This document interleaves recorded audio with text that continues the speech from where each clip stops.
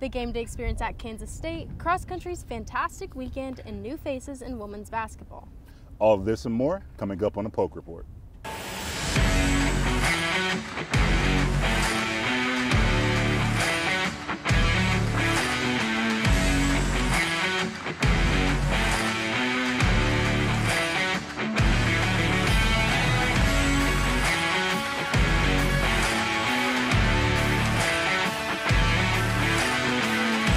Hi, and welcome to this week's episode of the Poke Report. I'm Peyton Schmidt. And I'm Steve Spears. This week we are outside of Boone Pickens Stadium where the Cowboys host the West Virginia Mountaineers for Parents Weekend. But, Peyton, before we get to this week's game, we have to go back to last week when we were in Manhattan, Kansas. We do. We had a lot of fun in Manhattan. What was your favorite part of the trip, Steve? I think my favorite part was the bus rides. You guys were hilarious the entire trip. There was never a dull moment. What about you? I'm so honored. You know, my favorite part would probably have to be Dee Dee McIntosh, a Poke Report member. She is hilarious. She has the most bubbly, energetic personality I've ever met. There was never a time where we weren't laughing, probably unless we were asleep. As fun as what it was, we have to be remiss to talk about everybody's least favorite moment, the football game. For that, we're going to go to our own very Poke Report member, Angelina Craig. She talks about the game recap. The Oklahoma State Cowboys suffered a crucial loss this past weekend in Manhattan. With a 42-20 loss, the Cowboys' playoff chance becomes very slim.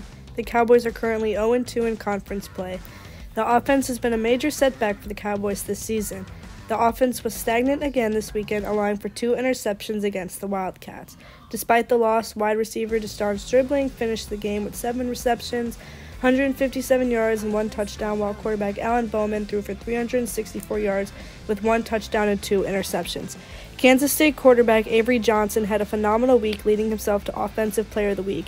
Johnson was responsible for 3 touchdowns, throwing for 259 yards with 1 interception.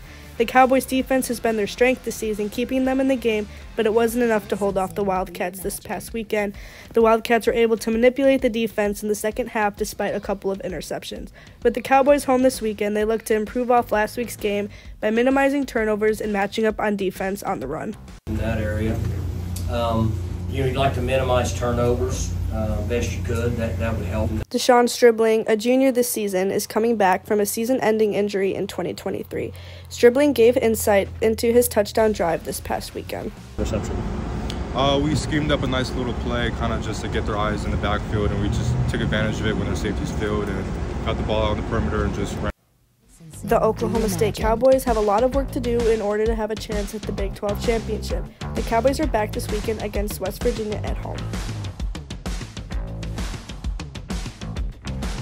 Thanks, Angelina. K-State might have beaten our football team, but can they beat our tailgates? Our own Ashley Callahan and Dee Dee McIntosh made it their mission to find out. I'm Dee Dee McIntosh. I'm Ashley Callahan. And we're here at the Bill Snyder Family Stadium here in Manhattan, Kansas. We're here to see if the game day experience is just any better than our Cowboy country back at home.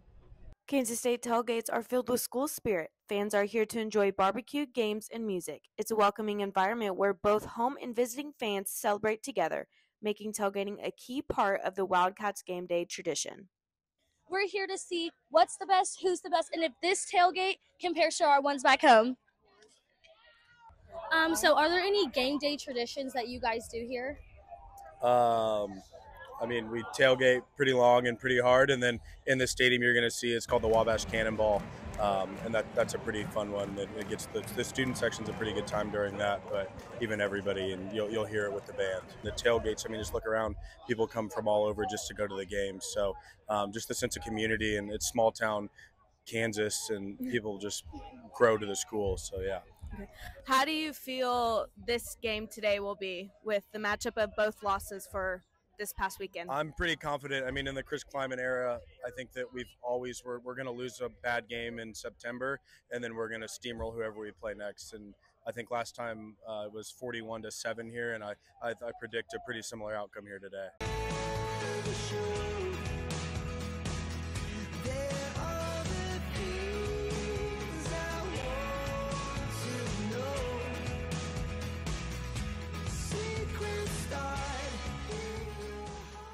Although this wasn't the outcome that we wanted, Dee Dee, but this game experience has been fun, but it may not be the same as to Cowboy Country back at home. I totally agree with you, Ashley. We went to go see some K-State fans. We went to go see some OSU fans, and the tailgates were okay, but nothing compares to back home in Stillwater. For the Poke Report, I'm Ashley Callahan. and I'm Dee Dee McIntosh. Thanks, Ashley and Dee Dee. Steve, how was your tailgate and food experience at Kansas State? I was unimpressed. I was on the prowl for the raspberry and black bean dip. Nobody knew what it was. Like, I don't know if Jimmy lied to us or what was going on with that. I don't know. You know, we might have to ask Jimmy on that one, because when I was walking around in the tailgates, nobody knew what I was talking about. It kind of made me feel a little stupid, but that's okay. Now, I did have some pretty fire chicken tenders during the game from the concessions. Highly recommend. Now, the campus and tailgates will be popping off this weekend in Stillwater as Oklahoma State is hosting the West Virginia Mountaineers. Our Big 12 expert Caroline Cook has more on this weekend's matchup. This Saturday, Oklahoma State and West Virginia will be battling it out at Boone Pickens Stadium. Oklahoma State currently sits at a 3-2 record, while West Virginia has a 2-2 record. Oklahoma State is favored for this game, and we'll be excited to see who gets a leg up on this game. Sending it back to you, Steve. I'm hoping to see some great gameplay this weekend as we head into Week 6. That's all I have for you. You can catch everything on the Poke Report. Peyton and Steve, I'm sending it back to you. Thanks, Caroline. Now let's shift gears into a different kind of football. Cowgirl soccer started off the season pretty hot, but as Big 12 play has commenced, the Cowgirls have had some struggles. Our very own Jared Rosenblatt has more on Cowgirl soccer. Cowgirl soccer is reeling. Since Big 12 play has ramped up for the Cowgirls, the club is winless in 4 games and are 1-2-2 in the conference. The Cowgirls are now 8-2-3 on the season. Their most recent result against Utah ended in a 0-0 draw. Goalkeeper Grace Gordon finished with 4 saves and recorded another shutout to bring her total up to 7 on the season, moving her into 6th place in the nation. OSU had its best chance on goal in the 50th minute on a shot saved and then hit high over the bar on the rebound. Due to Oklahoma State's struggling start in the Big 12, the once 12th-ranked Cowgirls are no longer in the top 25. OSU's 8-0-1 start seems like a distant memory. This is not the first time that OSU has started off strong in non-conference play, but once Big 12 play rolls around, the team has faltered. So, what is it about the Big 12 that just makes it that much harder on the Pokes? Here's what the head coach had to say. You know, the intensity just ramps up a little bit, and the familiarity with a lot of these teams ramps up as well. You know, when we play Baylor, we kind of know how they're going to play. They know how we're going to play. Texas Tech, you know, they know our shape, we know their shape. So there's a little bit of familiarity and a little bit of intensity that goes into it. The Cowgirls look to get back on track with a win in Lawrence on Saturday. You can catch that game on ESPN+. For the Poke Report, I'm Jared Rosenblatt. Thanks, Jared. Hopefully the Cowgirls can get back on track and get a win at KU. Now, soccer and football aren't the only sports competing on campus this fall, as cross country and tennis are gearing up to play in the fall as well. We will hear more about those sports and recent transfers coming up after the break. I want to show you something. This is the money we could save by switching from fresh packed California crushed tomatoes to concentrated tomato paste. I want to show you something too. I got a new door. Go take a look at it.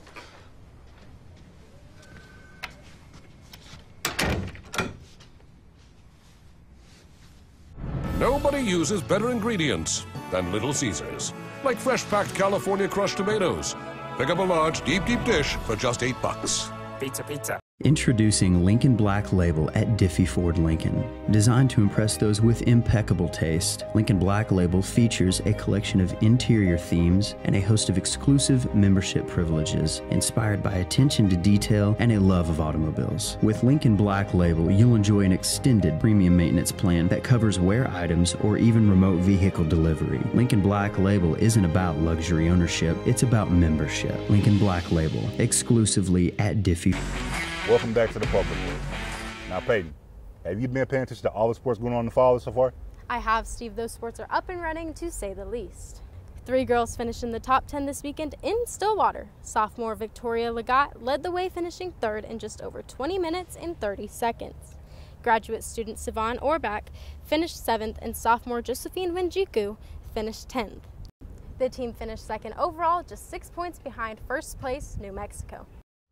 Cowboy Cross Country made a huge statement this weekend by winning their invitational by a commanding 26 points. Sophomore Brian Musso broke the AK course record and led the way as the Cowboys finished in the top 10. Sophomores LeBan Kipkimboy and Dennis Kipkinich finished 3rd and 4th, while grad students Victor Shisama and Ryan Schott finished 5th and 6th. The first place finish marks Oklahoma State's 27th Jamboree victory. Both the Cowboys and Cowgirls will be back in action on October 19th as Oklahoma State hosts the Weiss Crockett Invitational. It seems like the defending national champions picked up right where they left off from last season. But besides Cowgirl cross country, Cowgirl softball is also looking to claim a title. After 5 consecutive trips to the Women's College World Series, the Cowgirls have high hopes for this season. Charlie Thomas spoke with a couple key additions to the Cowgirl softball team. He has more. Oklahoma State softball is in full swing for the 2024-25 season. The team is coming off a season where they made a Women's College World Series appearance, but were unable to get the job done. Now they are more motivated than ever to seal the deal and achieve their ultimate goals. Well, team-wise is to win a national championship, and obviously we're chasing a national championship to bring back to Stillwaters. Here at Cowgirl Stadium, fall ball has already begun, and the Cowgirls are looking to build on their past success to achieve that coveted national championship. The Pokes have made 5 straight Women's College World Series, and winning experience is key for this team filled with freshmen and transfers. Madison Hoffman is one of those freshmen, and she is forming new bonds to grow as a player, but also as a person. Like I said earlier, the coaches are truly amazing, and I feel cared for every single day, and just like the family that I feel here in Stillwater, that's what drawn me here. Transferring in from the University of Washington, Ruby Malin chose OSU because of the history of the program. It was honestly like an instinct thing. I came here and I kind of knew this is where I wanted to be.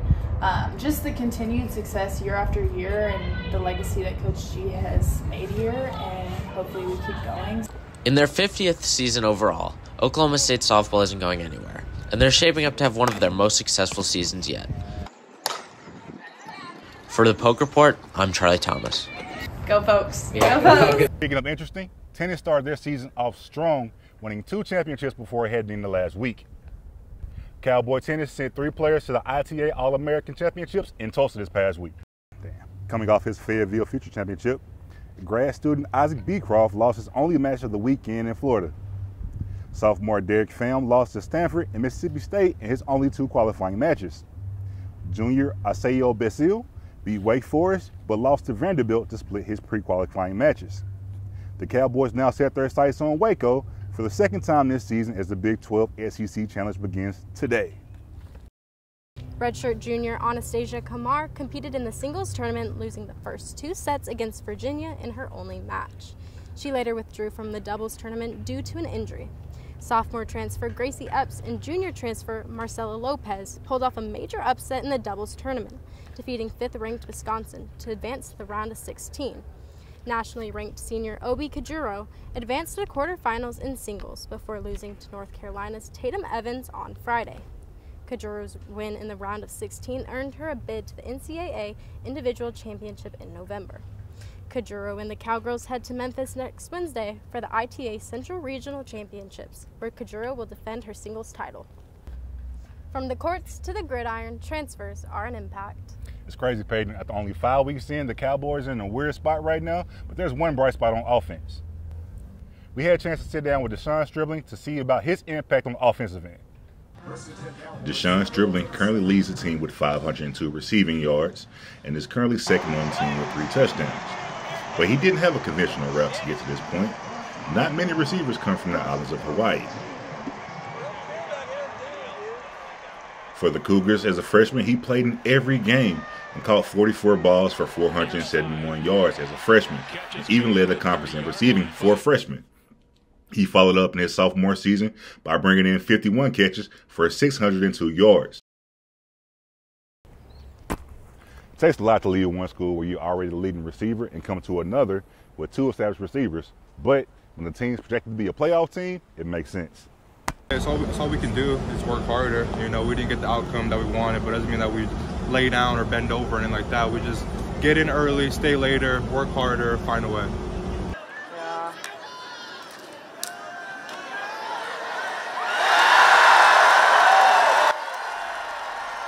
This past week against Kansas State, he put up 157 yards and the first half touchdown for 77 yards. Earlier against Tulsa, he also hauled in 174 yards and 2 touchdowns. Coming off a big loss against K-State, the team is sitting at 0-2 in Big 12 conference play. Heading into the game with West Virginia, dribbling looks to be a key factor for OSU in the passing game.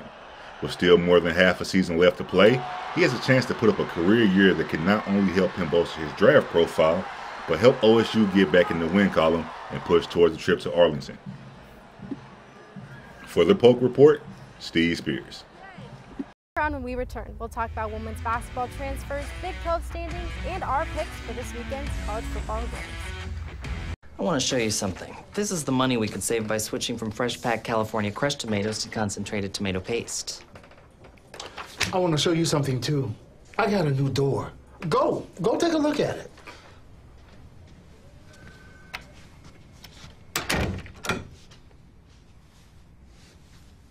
Nobody uses better ingredients than Little Caesars, like fresh packed California crushed tomatoes. Pick up a large deep dish for just $8. Pizza. Introducing Lincoln Black Label at Diffie Ford Lincoln. Designed to impress those with impeccable taste, Lincoln Black Label features a collection of interior themes and a host of exclusive membership privileges inspired by attention to detail and a love of automobiles. With Lincoln Black Label, you'll enjoy an extended premium maintenance plan that covers wear items or even remote vehicle delivery. Lincoln Black Label isn't about luxury ownership, it's about membership. Lincoln Black Label, exclusively at Diffie. Welcome back to the Polk Report. Thanks for sticking with us. Women's basketball preseason preparations are underway, and new teammates are looking to make an immediate impact. Polk Report member Raymond Tubby has more on the newcomers looking to make an impact on his team. The Cowgirls finished with a 14-16 record last season, ending the year with consecutive losses against Baylor and TCU. This season marks head coach J.C. Hoyt's third year leading the team, making her no stranger to the year-in, year-out roster shakeups that college basketball goes through.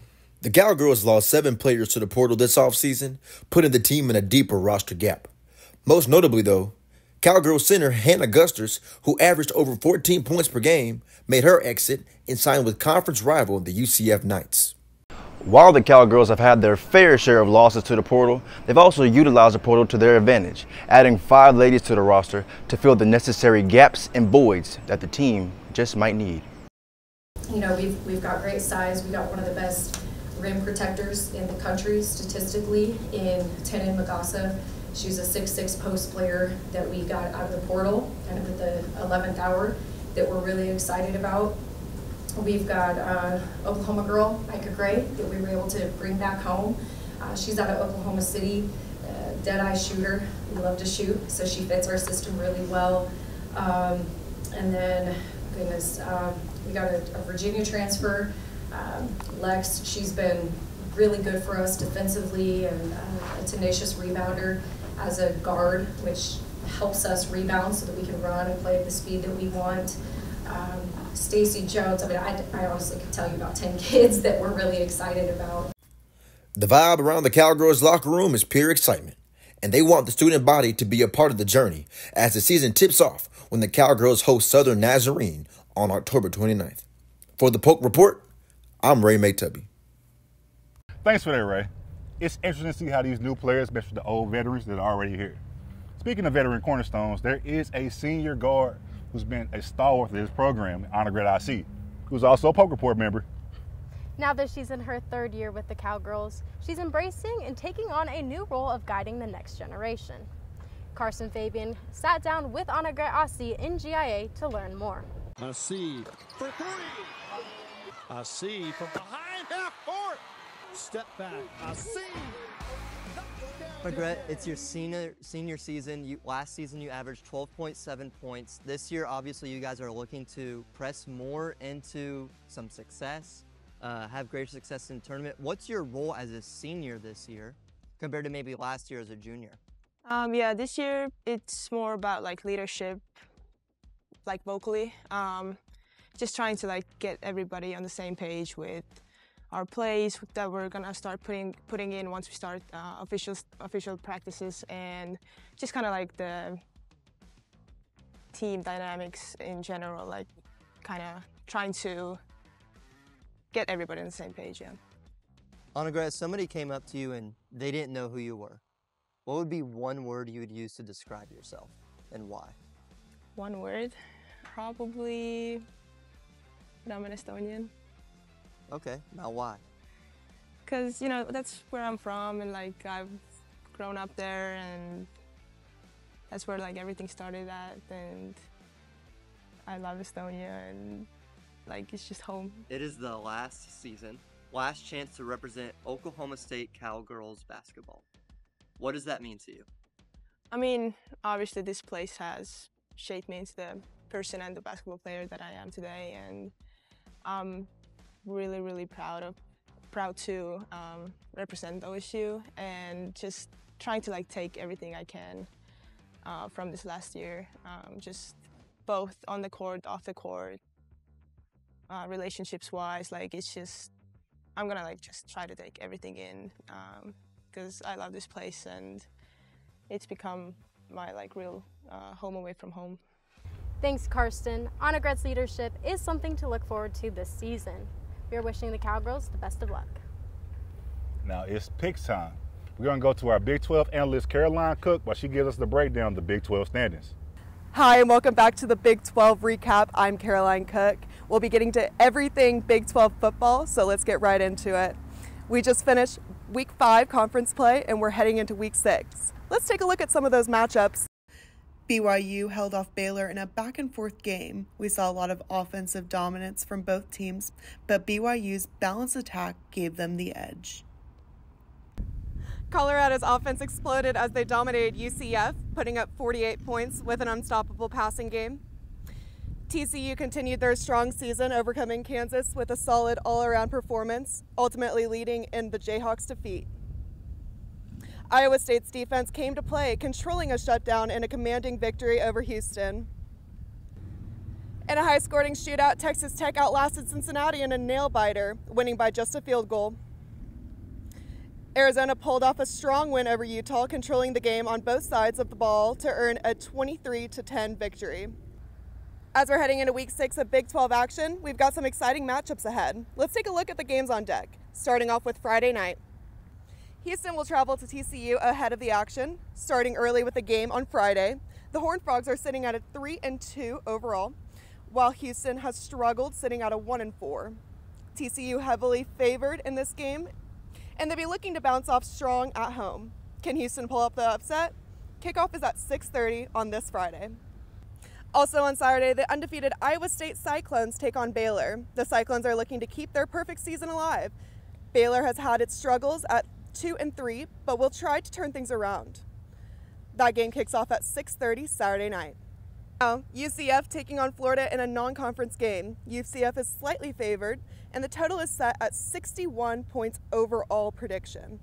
So expect some offensive fireworks in this one. Game time is at 6:45 on Saturday. And don't forget about that late night game. The Kansas Jayhawks will face off against Arizona State. Kansas is desperate for a win, sitting at 1-4, while Arizona State is looking solid at a 3-1. The Sun Devils are favored for that game, and it kicks off at 7 p.m. Saturday.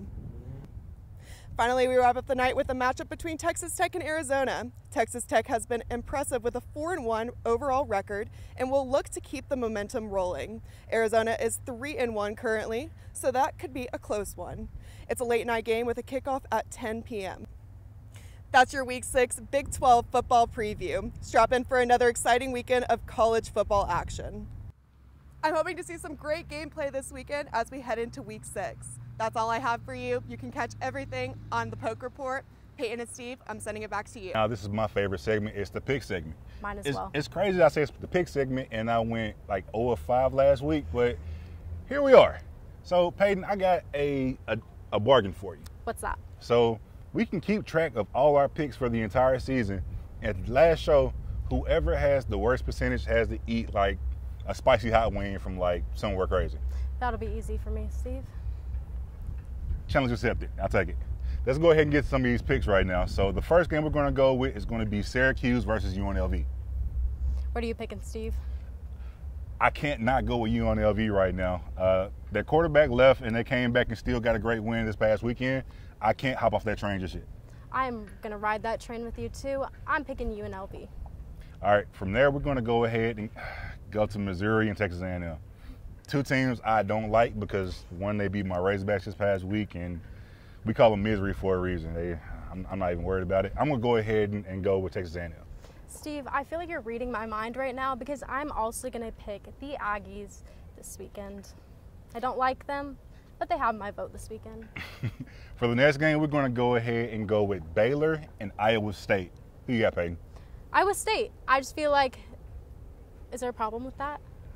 It's your pick. Okay, I just feel like Iowa State has been on a high, and I think they're just going to continue to ride that for the rest of the season. I think David Aranda may be coaching for his job right now, so this is the perfect time to get Iowa State slipping where they can get a win. From there, we're going to go ahead and go to Miami and Cal, a battle of the ACC. Who you got? I got Miami. It's all about the U. I can't hate. I think Miami is going to go ahead and take this win as well. And for our last game to pick, we have West Virginia and OSU. You know, that was a tough loss last weekend for the Pokes. West Virginia is also, I'm not going to say they're at our level, but they are at our level. It's the truth. I'm going to pick the Pokes anyway. We'll see how this weekend plays out. I'm like the car behind us and go ahead and pick the Pokes as well because they're getting on down. So I think I have a good chance to catch you with picks this week. I'm trying to avoid eating that hot wing. I'm not a fan of spice, so we'll see about that one. That's all the time we have for y'all. Stick around for next week's episode of the Poke Report. I'm Peyton Schmidt. And I'm Steve Spears. Go Pokes. Go Pokes.